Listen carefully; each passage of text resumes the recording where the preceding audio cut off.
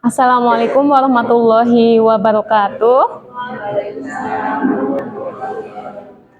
Kepada yang terhormat pengawas dari PKD Kabupaten Pemalang, kepada yang terhormat Kepala SMP Negeri 1 Belik, beliau Bapak Ngaderi SPD, kemudian yang terhormat Ibu mentor saya selama ini membimbing dengan sepenuh hati, Ibu Puri Listiani SH. Terima kasih Ibu atas bimbingannya. Tak lupa teman-teman saya peserta orientasi P3K Angkatan 21 Pilok SMP Negeri 1 Belik. Semoga kita diberi kesehatan, kemudahan dalam melaksanakan orientasi sampai selesai. Amin. Alhamdulillah, puji syukur kehadirat Allah atas segala karunia-Nya yang telah Allah berikan sehingga kita dapat berkumpul bertatap muka di tanggal 10 April ini, tanggal yang kita nanti-nantikan untuk seminar. Kemudian salawat dan salam tetap kita curahkan kepada junjungan kita Nabi Agung Nabi Muhammad SAW. Semoga kita menjadi umatnya yang nanti mendapat syafaat di yaumul akhir. Amin. Perkenalkan, nama saya Indri Mawarsari. Saya adalah peserta orientasi Angkatan 21 yang akan memaparkan mengenai hasil dari rencana kerja P3K di unit kerja saya, yaitu di SMP Negeri 1 Belik.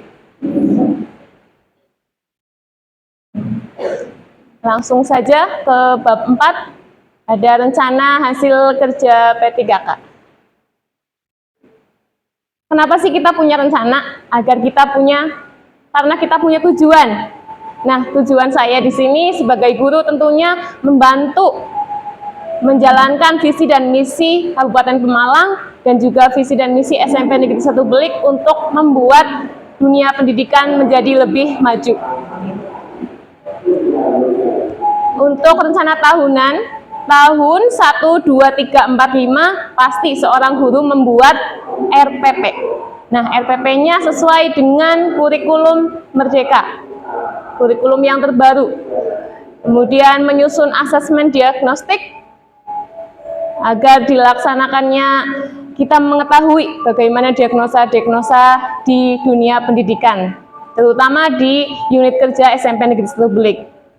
Yang ketiga, melaksanakan kegiatan pembelajaran. Jadi kalau jamnya masuk, ya masuk. Jangan ditinggal kelasnya, biar anaknya tetap mendapatkan hak pendidikannya. Kemudian melakukan evaluasi penilaian berupa nilai tes sumatif. Dan yang kelima ada remedial dan pengayaan.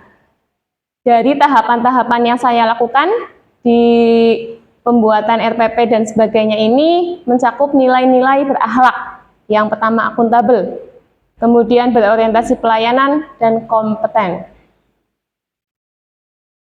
Untuk selanjutnya adalah rencana kerja menengah. Di tahun pertama, saya melaksanakan kegiatan pembimbingan peserta didik dalam latihan upacara bendera, terutama dari segi membaca.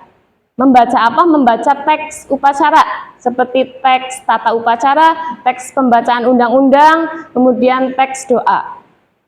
Seperti yang sering kita dengar ya, bukan hanya saya sebagai guru bahasa Indonesia, tapi sering peserta didik itu membaca, misalkan pembacaan teks UUD 95 oleh petugas, itu kan salah. Nah, seharusnya pembacaan teks pembukaan Undang-Undang Dasar 1945 oleh petugas, seperti itu. Dari masalah-masalah ini saya angkat sebagai kegiatan saya, karena di tahun ini juga saya dipercaya sebagai pelatih upacara. Saya membantu Pak Edi untuk membantu membaca siswa-siswa dalam membaca teks upacara. Kemudian yang saya tekankan di sini adalah mengenai pelafalan, intonasi, dan penjedaan. Tahapan yang saya lakukan selain analisis kondisi tadi sebagai kondisi minat baca peserta didik, saya juga melakukan latihan rutin, latihan membaca, seperti itu. Jadi saya bimbing, saya dekati anak dalam membaca, bagaimana cara dia melakukan penekanan bacaan, intonasi, dan penjedaannya. Kemudian setelah latihan, biasanya saya adakan evaluasi, semuanya berkumpul. Tidak hanya yang membaca saja, agar semuanya tahu bagaimana cara membaca yang baik dan benar, saya kumpulkan semuanya, kemudian saya evaluasi cara membacanya. Dari hasil yang saya lakukan, yang pertama adalah hasil observasi cara membaca peserta didik. Diharapkan setelah adanya kegiatan pelatihan ini, peserta didik bisa dapat lebih baik dalam membaca. Kemudian nilai yang pertama, nilai berorientasi pelayanan. Saya selaku ASN P3K melaksanakan pelayanan penuh kepada siswa untuk membimbing mereka agar bermanfaat. Jadi membacanya tidak hanya setelah lulus SMP kemudian lupa, bisa dilanjutkan lagi di jenjang berikutnya. Dia selalu mengingat bagaimana cara membaca dengan baik dan benar. Kemudian kompeten, melatih dengan baik, dengan mendidik mereka dengan kompeten, kolaboratif, bekerja sama dengan guru lain dalam melatih siswa. Seperti itu. Itu di tahun yang pertama, karena saya bertugas sebagai pelatih upacara. Kemudian yang kedua, tahun kedua ada penulisan slogan pendidikan di tiap pojok kelas. Rencananya saya akan membuat slogan bersama siswa itu dengan memanfaatkan aspek berbasis IT dengan aplikasi Canva, kemudian pemanfaatan media sosial berupa WhatsApp dan juga Instagram, seperti itu.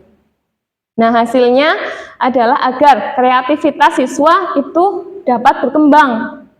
Mereka bisa menjadikan motivasi mereka dalam berkembang dan memanfaatkan media sosial agar tidak digunakan ke dalam hal-hal yang tidak baik. Sebenarnya media sosial bisa kita arahkan untuk agar siswa lebih menjadi kreatif. Gitu. Nilai berakhlaknya yaitu adaptif. Adaptifnya menyesuaikan dengan perkembangan teknologi. Jadi seorang guru itu harus juga bisa dalam teknologi, jangan kalah dengan siswanya. Di tahun ketiga akan direncanakan membuat klub untuk akses promosi sekolah. Bisa untuk kegiatan P5, seperti kemarin sudah terlaksana, kegiatan bazar, seperti itu bisa diiklankan melalui teks-teks bahasa. Kemudian dari penampilan-penampilan vlog siswa untuk iklan PBDB sekolah. Ada juga tentang kegiatan ekstrakurikuler sekolah bisa dipromosikan melalui vlog ini. Kemudian hasil vlognya diunggah di YouTube sekolah. Sekolah kita sudah punya channel YouTube, bisa diunggah nanti di situ. Nilai berakhlaknya beradaptasi dengan perkembangan IT. Tahun keempat, saya berencana akan mengaktifkan kegiatan ekstra minat dan bakat bahasa dan sastra Indonesia. Ini kan di sekolah kita belum berjalan.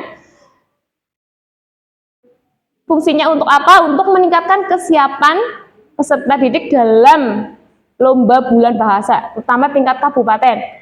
Untuk daerah Belik biasanya jarang sekali mendapatkan kejuaraan. Jadi saya ingin mencari bibit-bibit mana sih yang minat berbahasa, mana sih yang minat sastra, agar nanti saat pelaksanaan lomba tidak 2 minggu sebelum lomba dicari anak-anaknya, dilatih secara mendadak, itu kan kurang persiapan. Nah, dari kegiatan ekstra ini nanti diharapkan adanya benih-benih, oh si A ini bisa berpuisi, si B bisa berpidato, si C bisa membuat poster dan sebagainya.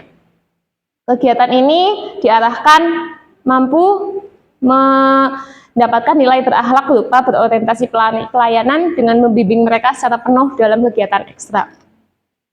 Di tahun terakhir, saya berencana ingin membuat evaluasi tahunan dan menjalankan MGMP sekolah bersama dengan guru-guru bahasa Indonesia di SMP Negeri 1 Belik dengan tujuan agar kegiatan pembelajaran bahasa dan sastra Indonesia itu bisa lebih menarik, bisa lebih menjadikan siswa menjadi maju. Karena saya mempunyai misi yaitu dilakukannya pendidikan ini agar SMP Negeri 1 Belik ini bisa maju dan terus berkarya dalam bidang bahasa dan sastra.